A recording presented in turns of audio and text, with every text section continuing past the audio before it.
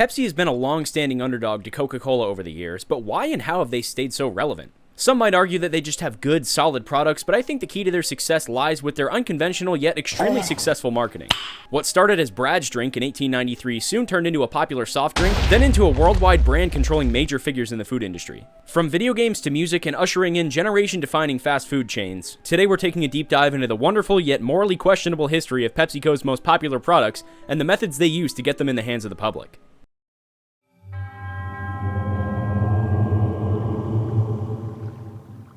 Pepsi has always taken a very direct approach to marketing, especially when it comes to Pepsi Cola itself. In the 1960s, legendary advertisement executive Alan Potash ran a contest to see who could come up with the best new slogan for Pepsi. One lucky Wisconsin woman, Ellen Reimer, came up with "Come alive, you're the Pepsi Generation," replacing the worn-out jingle from 1939.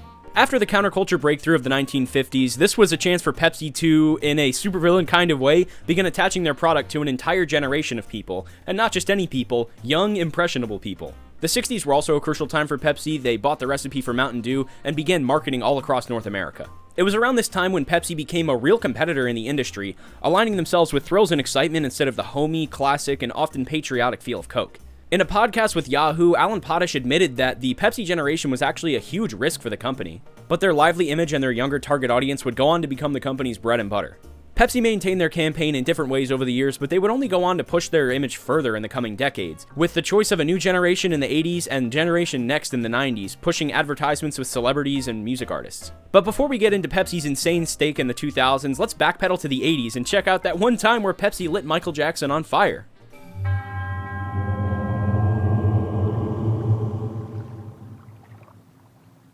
Our boy Alan Potash is at it again, proving that an insanely successful career doesn't come without a price. In 1984, Potash launched a new generation, a string of commercials featuring the music and testimonials of celebrities like David Bowie, Michael J. Fox, and most infamously, Michael Jackson. Just a year prior, Alan Potash, now Pepsi's worldwide creative director, helped oversee a commercial where a simulated concert left Michael Jackson with second and third degree burns. At the age of just 25, he had to get reconstructive surgery on his scalp as the fire had burned off all of his hair and left permanent scarring above his left ear.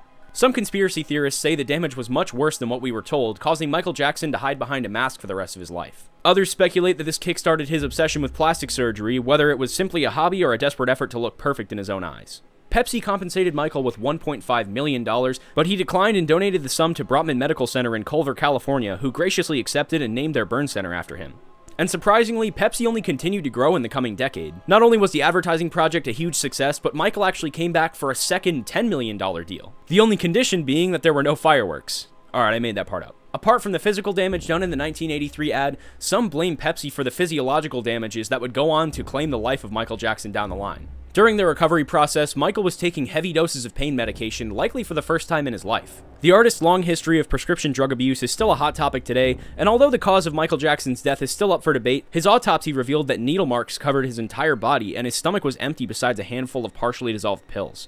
That's really an awful way to die, and if you ask me, I think it's a case of medical incompetence. Not only was Michael using unprescribed pills instead of receiving real treatment for his addiction, but apparently when they found him, the doctors tried to do chest compressions on a bed. There are other mysteries surrounding the injections and bruises found on his body, but the public and even those close to the events surrounding the death of the King of Pop will likely never know the whole story. This accident immediately went down in history because of how much damage it caused both parties involved, and Alan Potash even states that he's most well known for being the guy that set Michael Jackson on fire.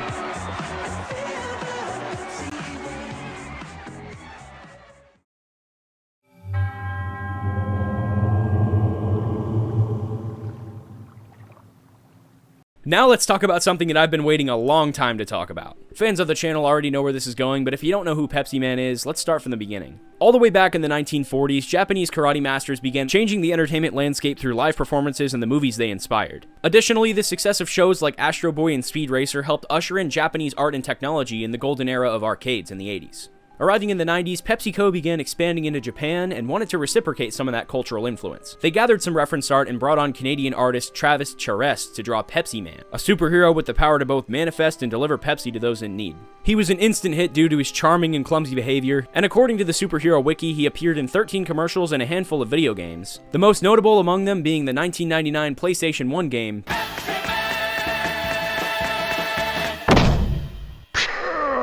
Luckily for us, there's a supercut of every Pepsi Man commercial on YouTube, and the titular character can be seen driving a Corvette, surfing, and snowboarding, among other things. He just holds his hand up and Pepsi appears. There isn't even really a transition or anything, it just kind of cuts to when the people have Pepsi in their hand. Pepsi Man! Hey, check it out.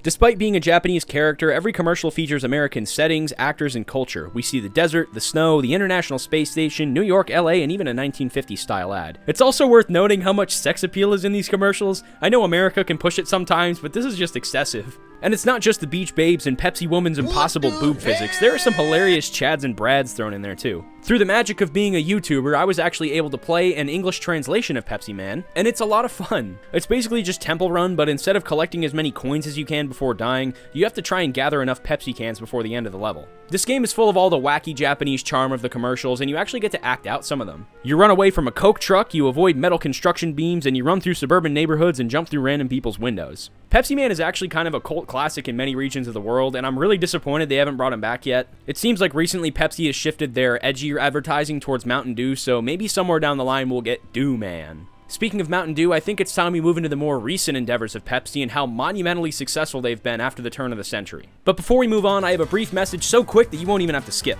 Weekly streams are back. Join me Wednesday nights from 7 to 10 p.m. Eastern Time, and we might even play Pepsi Man. Run, Guillermo. Whoa! Check out my Instagram for almost daily posts, and if you want to help support the channel, why not subscribe and check out my merch store for the drippiest drip in the game, designed by yours truly. I also want to give a big shout out to Retro64 Customs over on Instagram. We collaborated on this Pepsi Man Nintendo 64 cartridge, and if you visit retro64customs.com/N64, you can get your own custom N64 cartridge commissioned and shipped to your house. How awesome is that? Now back to the video.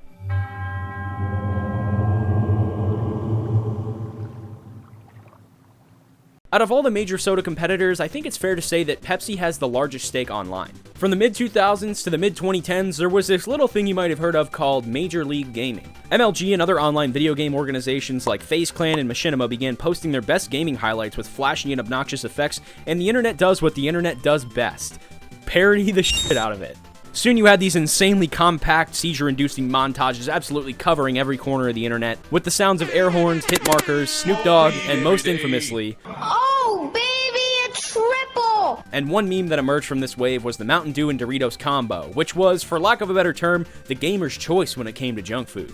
Through the various memes and sponsorships in the competitive gaming market, Pepsi had struck a gold mine. You can even see similar spikes in popularity between these topics on Google, and even if Pepsi wasn't making money directly, their products were still being shown everywhere. And just when the MLG memes began to die, there was a new product hitting the shelves. Pepsi bought Taco Bell back in the 1970s, but it wasn't until the 90s that they really started their Pepsi-style marketing with them. After the success of the Yokiero Taco Bell dog, Pepsi struck another chord in 2004 with Baja Blast. Come on, I don't even need to explain Baja Blast, but in case you're watching this in the future, or you somehow have no idea what Baja Blast is, it's basically just like a tropical flavor of Mountain Dew that's really, really good. The only catch was it was exclusive to Taco Bell until their 10-year contract ended in 2014. Just in time, might I add, to compensate for all the free advertising MLG had given Pepsi. Finally, you could buy Baja Blast in stores, and not only was it fresher than what Taco Bell would let you take home, but they finally introduced Diet Baja Blast. Apart from the in-store sales, Taco Bell only continued to grow into the 2020s. God damn it, Pepsi, you've done it again.